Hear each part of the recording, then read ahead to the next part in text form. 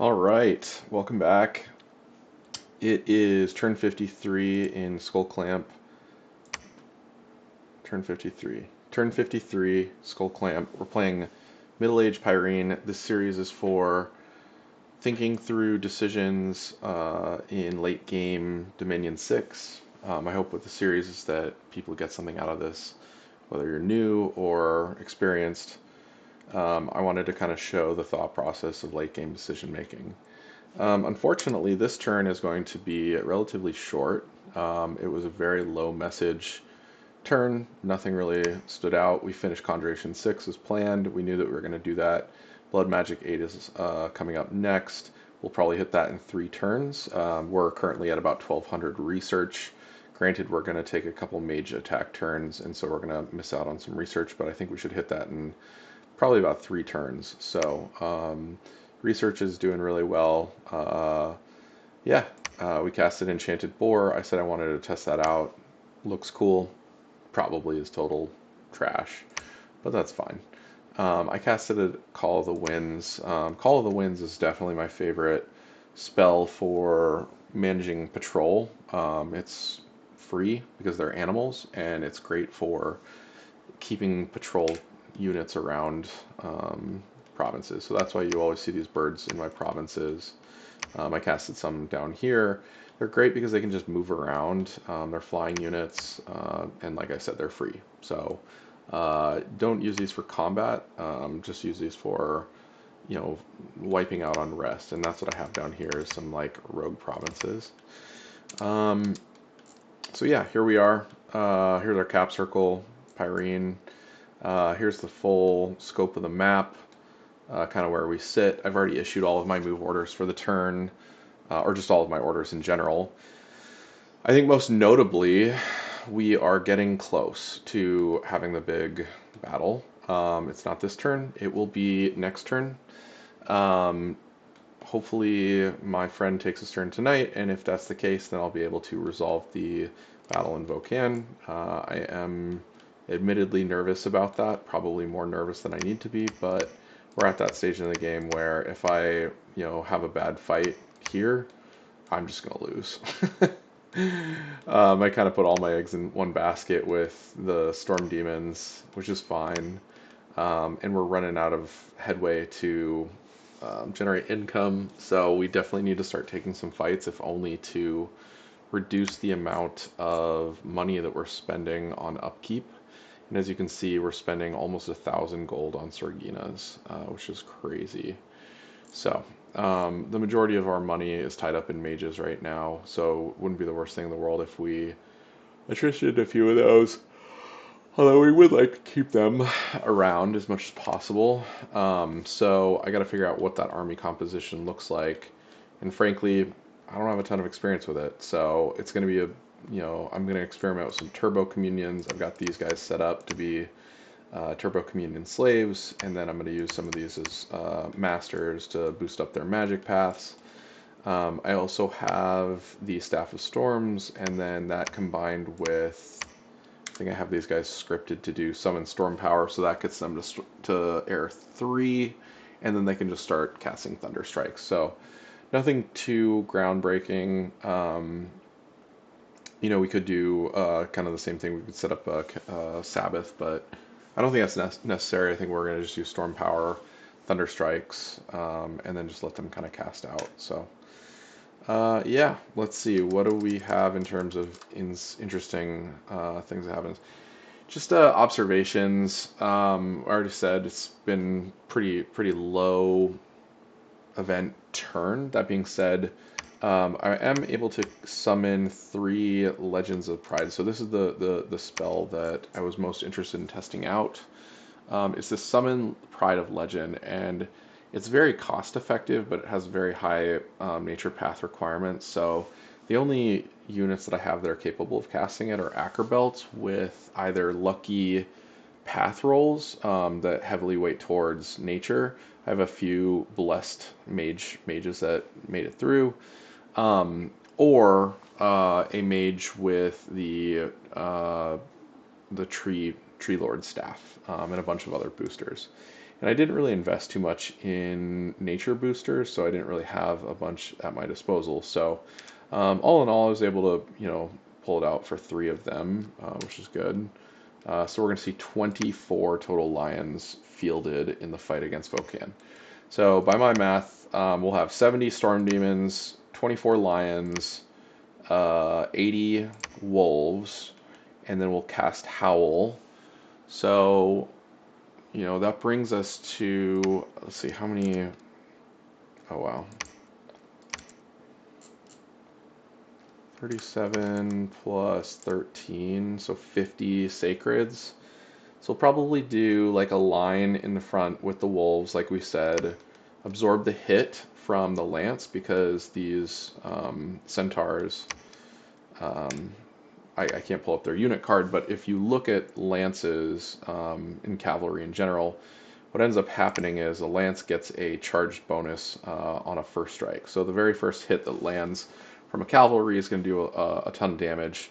And then the weapon is used up and they switch to their broadswords. But in the case of the centaurs, they'll switch to their literal hooves. Or maybe they have spears. I don't know. Either way, they're going to do a lot of damage right out the gate. So it's going to be wolves in front, followed by lions, hopefully a line of lions. And then third line will be the sacred cavalry. And behind all of that, we will have the storm demons chucking lightning bolts. And my thought process there is between the wolves and the lions with, just holding back the centaurs for as long as possible. 70 storm demons throwing out lightning bolts should cause a rout. I'd be surprised if it gets to the point where sacreds need to run in, but if the sacreds do need to run in, they will absolutely be able to hold the line. And we should be in a good position to take this. So, assuming this hasn't grown too much, yeah, I don't know. It should be interesting. What else do we have? Ind. In looking at Ind, how they've been moving around their troops. Although they're backed into a corner, I don't know where the AI pulls all these units out of, man. A turn ago, there was literally nothing on this this province, and then suddenly there's 180 units. We actually can see, yeah, we can actually see the composition here. They've got these damn Ishims. I don't know how to say that. Divine pacification.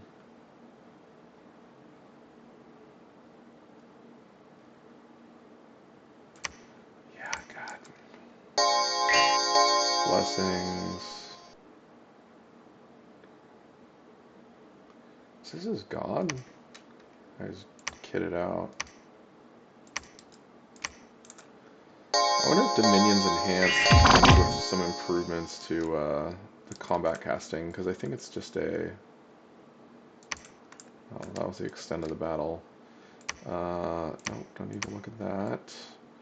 Yeah, so they had 165 units, most notably the Shims, 43 heavy infantries. Again, don't know where they're recruiting 43 heavy infantries. Some sages, yeah. A bunch of commanders that they're fielding, and that's it. For us, you can see we didn't really lose anything here. This is our battle against Ind in the forest tile. This is how I have them lined up. I need to fix this. I think these guys are set to either attack towards this. I think they might be set to attack towards this. Either way, this is probably set on attack rear, since they can't be set in a line formation. Yeah, they get one here, which is bad. I'm not sure what that patching is about.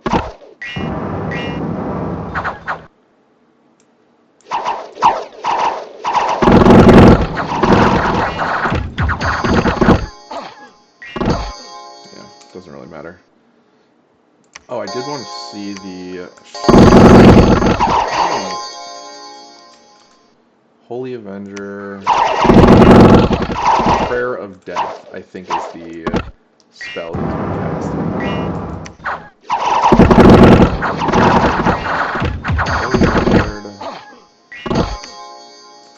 So you can see here this decaying effect. This unit is aging at an extremely fast rate and will probably die within minutes. So he keeps casting this on all of my sacreds. I don't know why, but this guy doesn't die.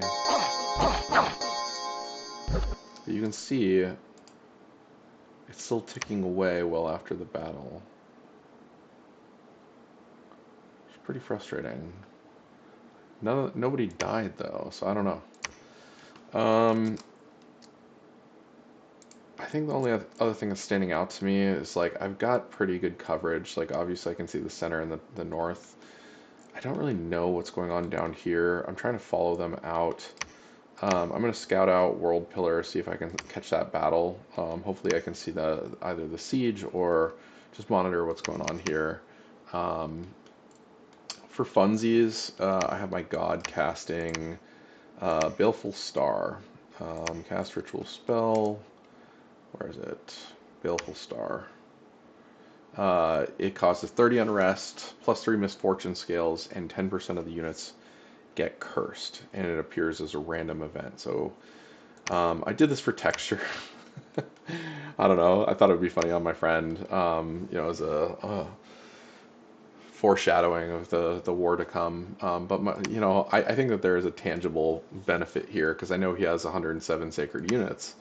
So cursing, 17 of those will be pretty decent, thing to do in this situation. It's not gonna win the war, but it's definitely gonna slow him down a little bit and make him have a little bit harder time with those sacreds. Pretty inconsequential. We have some patrolling going on here. We're moving around some troops for patrolling.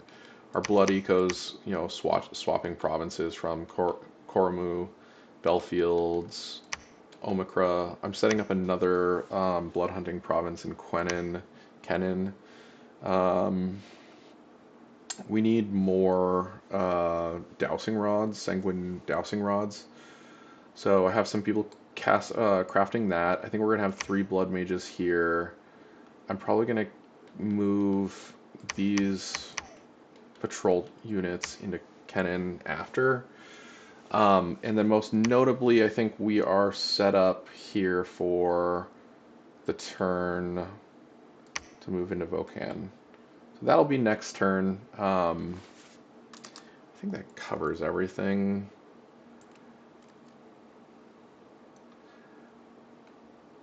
Yeah, that's pretty much the extent of it. I need to recruit more scouts, move more scouts in the Eastern Territories. This is kind of bad that I don't have anything going on over here. Scouts are so cheap, they're 35 gold. There's really no reason to avoid recruiting them. I think even, with all of my scouts, it's 7 gold is upkeep. It's nothing. Should be setting that to auto recruit if you don't have it. I think it's in this province, yeah, and I did set it to auto repeat now. I should have been pumping those out if I wasn't recruiting from that. I've got a raiding party getting ready to go to Tiash from Godorth. We've got a bunch of units being recruited in. We've got the Emerald Count moving in, and then I'm going to give him the Sea King's Goblet, and he's going to be able to cross the channel and go to Tiash raid here. My guess is that Abyssia is standing up a fortress right here. I hope I'm wrong, because I don't think I'll be able to get there in time to stop it. But I don't know, maybe next turn I will move in, take Tiash. It's free of, he's not even putting up PD. So I don't think he's going to be expecting an attack here. And then I'll attack God Coast if it looks open. And he just has a bunch of archers there, because last I saw he just had a whole bunch of archers sitting in God Coast. But it was probably too many to take with just 30 infantry, so I don't know. We'll see. I think that's it.